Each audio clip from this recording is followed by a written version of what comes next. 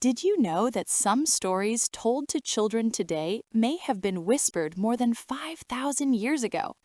Researchers have used methods borrowed from biology to trace the evolution of fairy tales, such as The Smith and the Devil, dating back to the Bronze Age, or Beauty and the Beast, passed down orally for 3,000 to 4,000 years.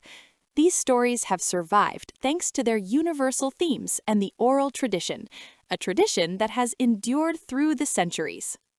Jacob and Wilhelm Grimm collect German folk tales in the 19th century. Their goal is to preserve oral tradition. Their stories are often dark, violent, and deeply archaic. Snow White, Hansel and Gretel, Rapunzel become global references and shape the collective imagination. Hans Christian Andersen, by contrast, writes original fairy tales.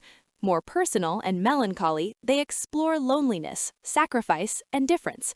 The Little Mermaid, The Ugly Duckling, The Snow Queen leave a lasting mark on literature and modern culture. Together, they define two pillars of the fairy tale: popular memory and intimate creation. Before them, at the end of the 17th century, Charles Perrault brings oral folk tales into literature. He refines them, structures them, and adapts them for the educated public, while weaving in warnings and reflections on society. Cinderella, Little Red Riding Hood, Sleeping Beauty gain a fixed, lasting form. Perrault transforms popular stories into moral tales, making the fairy tale a legitimate literary genre. His work opens the path for later collectors and authors. Without Perrault's foundation, the Grimm brothers could not preserve folk memory as they did, and Andersen might never have reshaped the fairy tale into something deeply personal.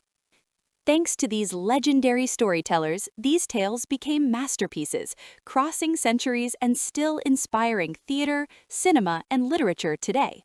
In modern advertising, fairy tales remain a powerful source of emotion and shared storytelling. A striking example is a recent French advertising campaign by Intermarché with the Unloved One, a wolf inspired by the big bad wolf who chooses cooking and kindness in order to be accepted.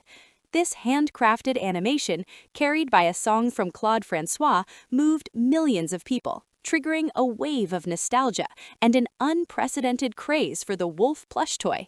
Fairy tales, far from being outdated, continue to shape our collective imagination. Thank you for liking the video and subscribing, and above all, happy holidays to everyone.